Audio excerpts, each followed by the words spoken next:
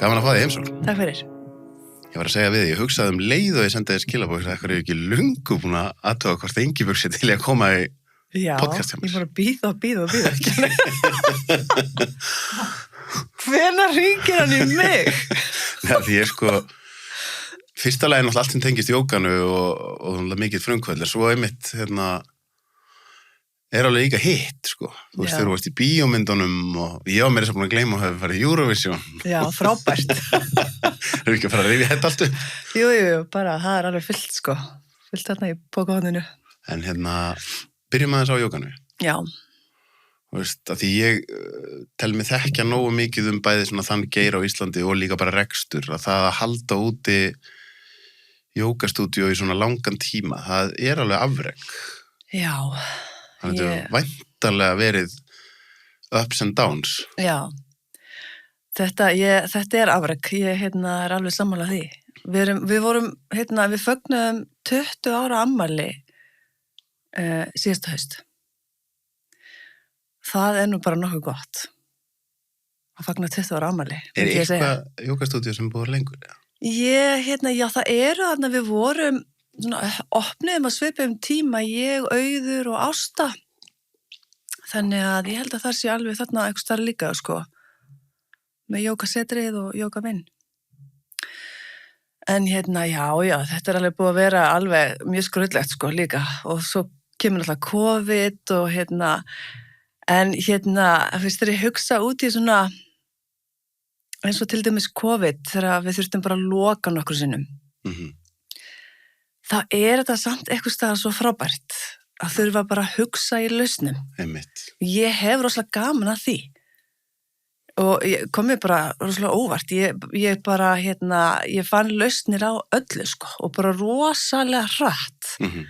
Og við bara settum allt online og við þurftum að finna réttu mækana og tengja kerfi og ég var bara, svolítið bara eina stússast í þessu, Og það er að segja kerfunum og því öllu, svo voru allir kennararnir bara allir tilbúnir að kenna bara á Zoom og allir nemendur bara rosalega þakkláttir fyrir það líka og þetta bara gekk allt upp, Fljótur að gleyma, það var náttúrulega rosa tímabilir þá sem voru að reka einhvers konar líkamsræktarstöðvar. Já.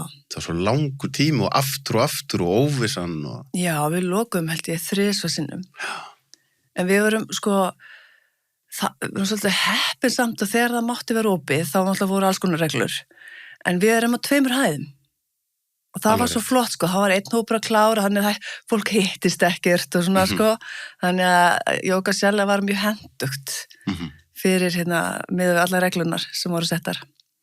En einmitt, þú veist, mér svona klassíst, fyrir þá sem eru frumkvölar og fari út í rekstur og svona, að þá segir svo að manneskjan sé síðan komin á stað þar sem að allt er að rúlla vel og þú ert komin með svolítið afrakstur erfiðisins, kannski búin að vera í þessi mjög langan tíma, en þá horfir oft tilbaka og erfiðustu tímabilinu er jafnvel það sem út með mestu nostalgíuna gagvart. Já, nákvæmlega. Það er eitthvað fallegt við að þurfa að þú veist, hafa fyrir hlutunum, Fyrsta sem þetta í hug, Svo náttúrulega við hefum flutt, við byrjuðum á Engjategi í 200 fermetrum. Alveg rétt. Alveg ótrúlega lítið og krúttlegt stúdíó og það eru rosalega margir sem eiga góðar minningar þaðan. Og og ég líka, þetta var alveg rosalega svona hippalegt og indvest hjá okkur og og lítið og bara virkilega góð stemning, Og ég byrjaði alltaf bara ein að kenna svona fyrst, Svo alltaf fann ég að það var ekkert alveg að ganga að gera allt ein, þannig að ég fer svona, ég reyndar að byrja þá með kennarnám, ég sagði, ég er ein með, ég var svona fyrsta manneskjan sem kem með ákveðin stíl af jóga sem heitir Ashtanga Vinyasa jóga. Og ég sem mér, ég bara þarf bara að fara að kenna fólki þessa aðferð, svo ég sé ekki bara ein í því. Og ég fer á stað þarna með fyrsta kennarnámi mitt og það er alveg fólk sem er ennþá að kenna í dag og Tómas og til dæmis var í þeim hópi. Alveg rétt. Og þannig að ég fór bara stað með kennarnám svo ég þyrfti ekki að gera þetta allt ein. En þetta var ótrúlega góðu tími. Við erum þarna frá 2005 til svona 2016. Hvað því nú við tala við bara eins og til dæmis Guðna Gunnars, hann var að lýsa því fyrir mér þegar hann var að byrja í líkamsræktar brasinu fyrir löngu síðan að þá hafi fólk sko verið með aðalega menn með búlvorkartækin sín sko, þeir eru verið að fela þau undir rúmi að því að það er sko, þú þóttir svo skrítin og þá rifja ég upp þegar að fólk var líka að byrja að skokka, þá þótti það mjög skrítið. Já. Að því það er alveg, jóga er orðið mjög mainstream í dag. Já. En á þessum tíma var þetta ekki svolítið mikið bara einhverja svona konur í einhverjum hvítum kuplum að gera einhverja skrýtna hluti. Já, reyndar ekki hjá okkur. Þá er ég að meina meðal manneskjan hefur orðað á þannig, sko. Já. Jú, fólk hafði alveg fordóma og þú veist, maður heyrði mjög oft svona, já, er þetta ekki bara eitthvað svona að sitja á rassinum og hugleiða og reyna að fara í lótus og eitthvað og fólk tengdi þetta ekki við hreyfingu eða lífstíl eða þannig að, jú, ég þurfti rosalega mikið að svara fyrir mig þarna, sko, og líka bara að þetta væru trúarbrögð. Þetta væri eitthvað skonar, kannski ekki, ég fekk aldrei eitthvað svona köld en svona þetta væri svona eitthvað trúar. Og ég áttalega, stekkilega fólk sem vildi ekki koma. Út af því? Já. Það var kannski, kristin trúa, vildi ekki það væri gaman, langar að fara aðeins ofan í, ég hef aldrei öllum sem þáttur sem ég gerst, ég talaði alls, sko, ég hef aldrei farið eitthvað ofan í alvöru ofan í jóga, sko, ofan í heimspekin og bakvið og svona, þú nefnir Ashtanga. Já. Fyrsta, sko, ég hef nú ekki farið í marga Ashtanga tíma, en fyrsta sem, sko, varandi Ashtanga, það er mjög erfitt. Já. Það er mjög líkamlega erfið tegund af jóga. Já. Það þarf samt ekki að vera það. Það er líka smá mýta, sko. En maður er stífur karlmaður. Já, það er málið það með Ashtanga jóga. Það eru til 2 aðferðir til þess að kenna það. Og eins og aðferðin er eins og flesti þekkja. Að það er bara, þú kemur í jógatíma og það er kennari og kennarin leiðir allan hópinn samtímis í gegnum einhverju rútínu. Ashtanga byggir á svona nokkrum rútínum sem þú lærir smám saman utan af. Og Ashtanga er grunnurinn af öllu þessu jóga svolítið sem að er til í dag, eins og power jóga og jógaflæði, vinyasa flow, þetta er allt svolítið sprottið út frá Ashtanga. Ashtanga er alltaf först sería, eða nokkra seríur sem er alltaf eins. Jógaflæði er sería sem að ég bara bý til sjálf eða kennarinn skapar sjálfur. Hann er svona aðeins meiri sköpun og gleði og tónlist, Ashtanga er oftast ekki notuð tónlist og alltaf þessi fasta rútína. Síðan eru tímar sem heita Mysore Style. Hefur heyrt það? Já. Það er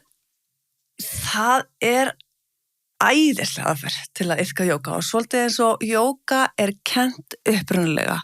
Það var ekki endilega einhver hópur fólks sem fóru á sama tíma að gera allt.